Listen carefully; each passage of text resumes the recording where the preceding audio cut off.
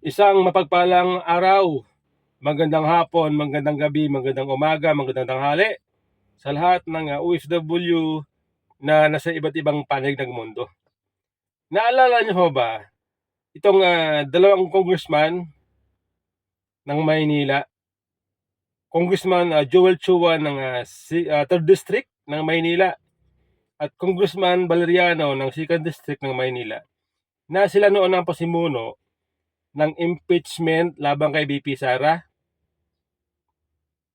Doon sa ginawa nilang hearing ay pinuna nila ang OBP, ang kampo ng Vice President, dahil nagrenta ng mga safe house.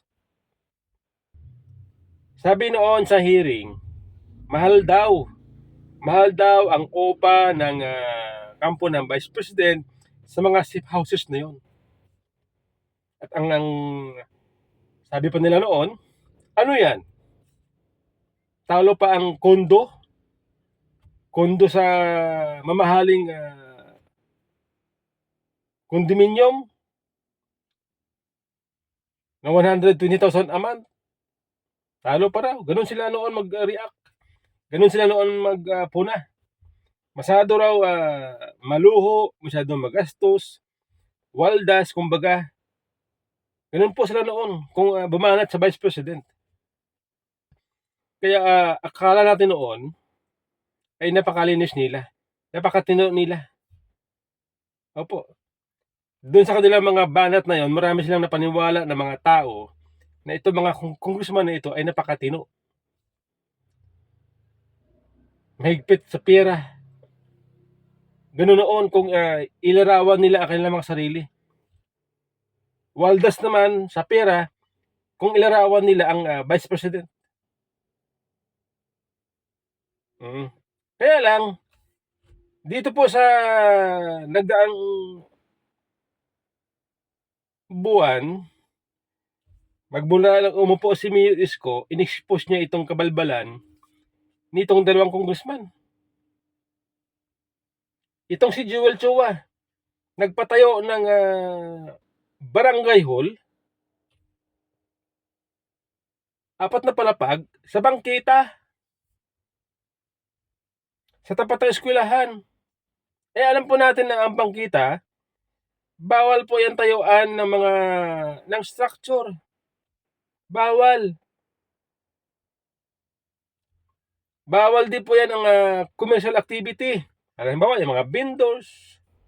Bawal po yan. Dahil po ang bangkita, inilaan po yan para sa mga pedestrian, sa mga PWD. Opo, yung mga naka-wheelchair. Kaya nga may bangkita, may sidewalk, para yan sa mga pedestrian, para ang mga tao na naglalakad, dyan dadaan para sa kanilang safety. Dahil ang kalsada, para sa sasakyan, ang bangkita, para sa tao. Para mapangalagaan ang safety ng tao. Tapos tatayuan mo ng building ng barangay hall na pagkakipot-kipot, dahil limited lang yung bangkita, ang space, masikip, makitid, tapos hanggang 4th floor. Ang problema sa likod niya, eskwelahan. Natakpan na ngayon ang eskwelahan. Siyempre, epektado din ang ventilation. Di ba? Nasaan doon ang katalinuhan ni Congressman Joel Chua? Na kapag pumuna sa iba, napakagaling. Pero ang kanyang sarili, hindi niya nakita. Di ba? Ngayon, dahil nga bawal sa batas, natayuan na ng mga structure, ang bangkita, pinadimulas ngayon ni Mayor Isko. Giniba. Ngayon, ang problema doon, yung sinasabing barangay hall na yon, nagkakalaga pala ng 19 million. Hindi biro, 19 million. Pagkakitid-kitid, 4th floor, 19 million. Dinemolis. O di sayang. Di ba? 19 million.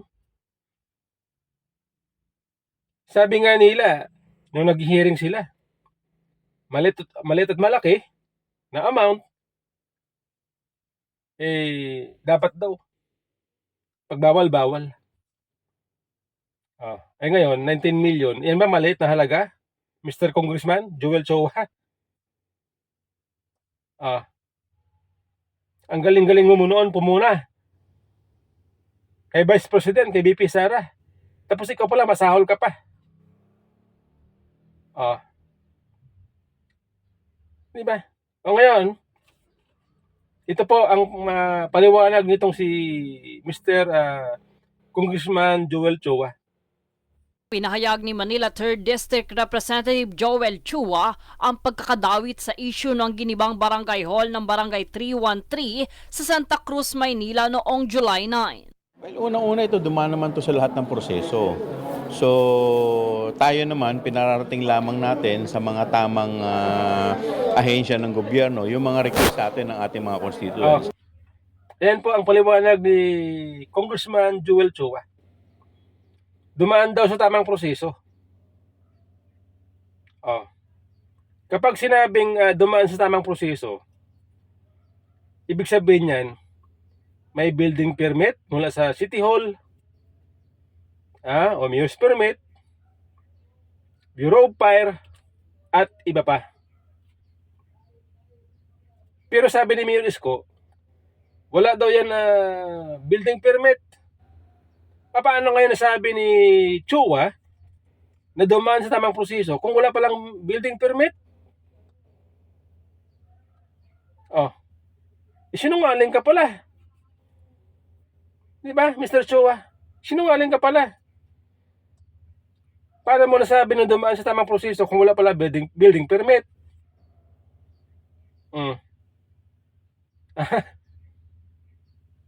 Pinagluloko mo yung taong bayan eh.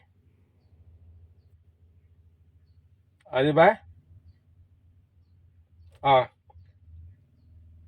Paano ka bibigyan ng building permit dahil yung tinayo mong barangay hall sa bangkita? Ngayon, sabihin natin kung ikaw ang nagsasabi ng totoo at si Mayor Isko sinungaling.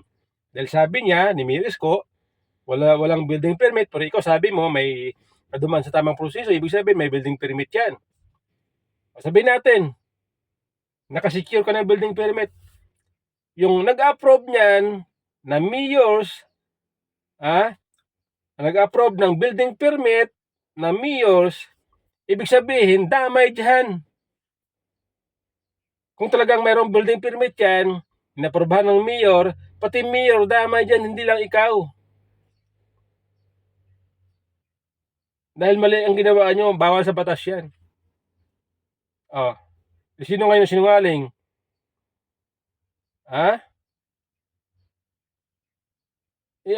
Sus Maria, abogado ka pa naman, mamabatas ka.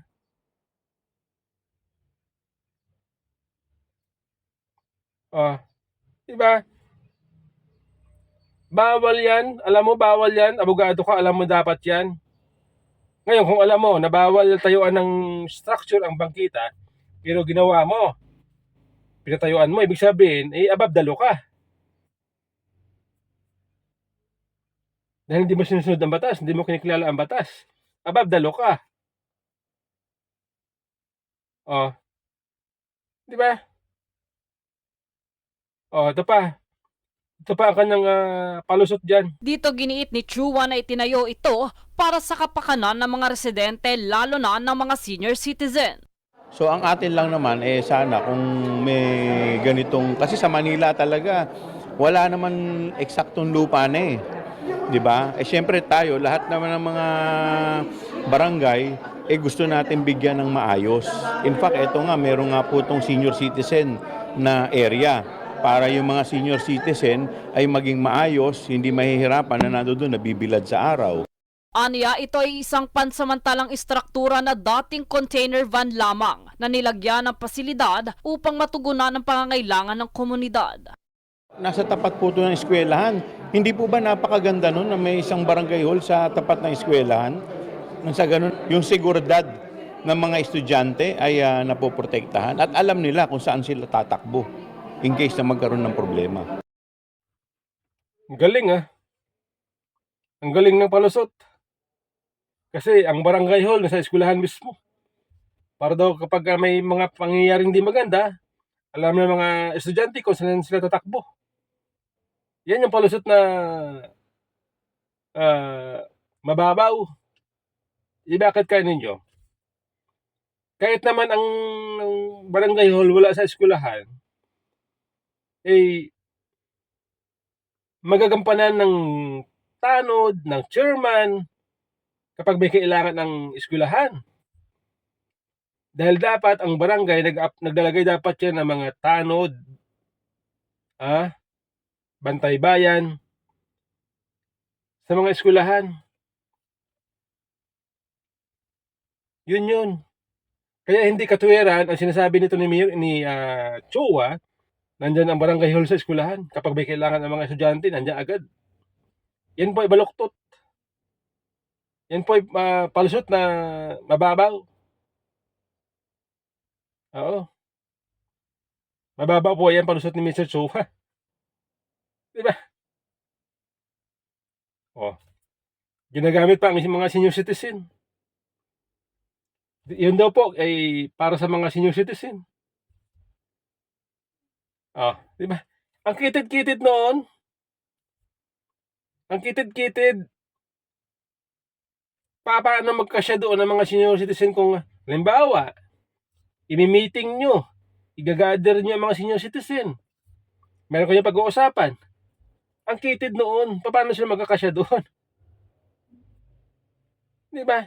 So, sinasabi pa ni Mr. Chua, kasi daw sa Maynila, wala na mga bakanting lote na pwede pagtayuan ng barangay hall. Ang tanong ko, bakit yung mga commercial establishment katulad ng mga fast food, mga banks, yung mga bangko, yung mga commercial, mga fast food, mga Jollibee, McDonald's, o iba pa, nakakabili ng lote dyan, nakakabili ng lote sa tabi ng kalsada, tapos ang congressman sasabihin niya, limited na po ang mga espasyo sa Maynila. Gobyerno ka,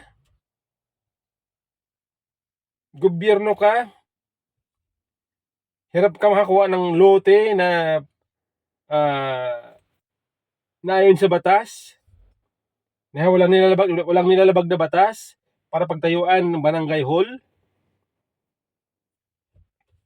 At doon mo lang isalampak sa bangkita ang barangay hall na itanayo mo. Wow!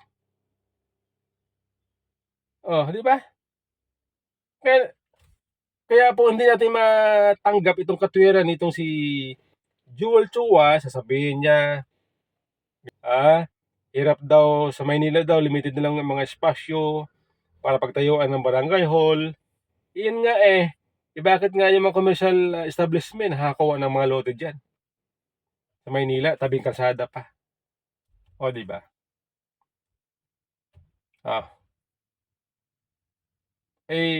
Para sa akin, itong sinasabi ni Joel Chua, palusot na lamang yan. Palusot. Di ba? Mali. Tama lang yung ginawa ni Mayor Isko na dinimolish. Dahil ang ginawa ni Mayor Isko ay napag-demolish, yun po ay hindi na nangangailangan ng court order para i-demolish. May kapangyarihan si Mayor Isko bilang mayor, bilang head of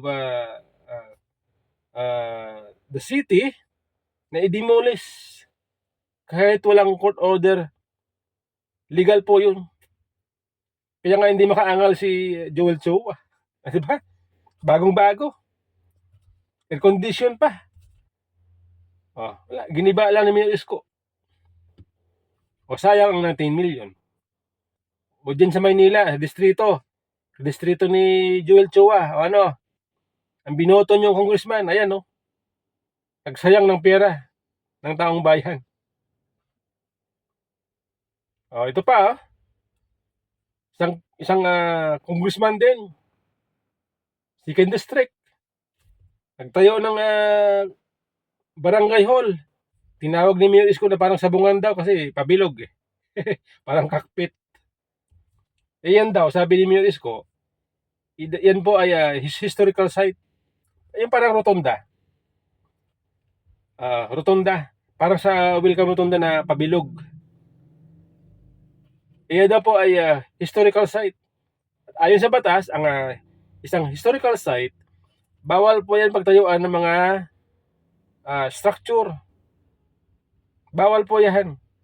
Pero ito, si Congressman, nakapagpatayo dyan. Ang galing, di ba? Above the law.